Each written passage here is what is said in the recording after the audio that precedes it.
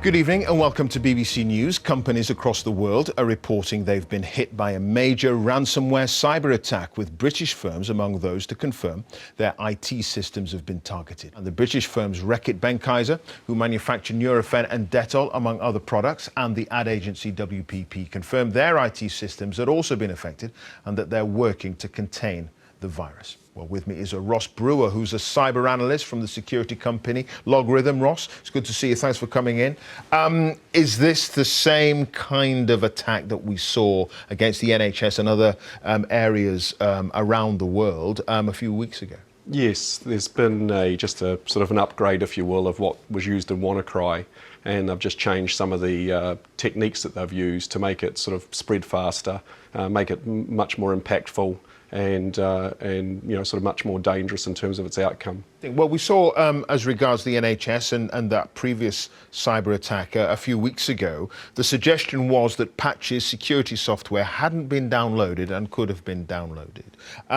Is that potentially part of the problem here for some of these companies? It is the same problem because it's using some of the same exploits. However, what everyone has to appreciate is that a lot of the critical national infrastructure, a lot of the NHS, a lot of the manufacturing, you've listed a number of manufacturing organisations, they're using legacy systems that are not easily patched or can't be patched, right, or they're not taking appropriate sort of protection steps to protect those systems that they know that can't be patched and are vulnerable to these kind of attacks. So there's a big push in the US at the moment for from the government, where they're going to look to modernise their IT infrastructure and bring it up to scratch. And I think this is something that the UK government needs to pay very close attention to at the moment. And I know their woes over the last few weeks have been quite intense, but this is yet another sort of result of the austerity measures and underinvestment in infrastructure.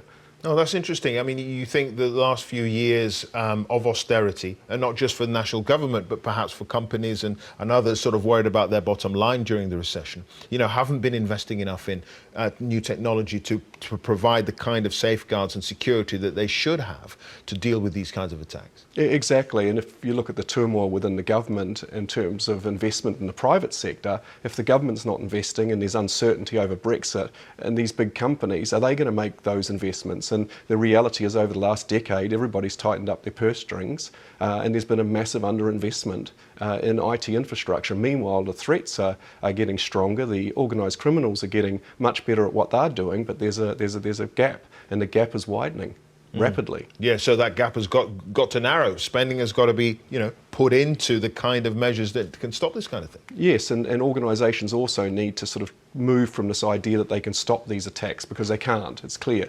And they really need to move to recognising that these organised criminals are going to get in their network, and they've got to look for the behaviour, they've got to look for more visibility, look for monitoring to be able to identify when this activity is taking place and shut it down as quickly as they can. Got to stay one step ahead. Okay, Ross, it's good to see you. Ross Brewer there from Logarithm. Thanks for joining us. Thank you. Thanks, Clive.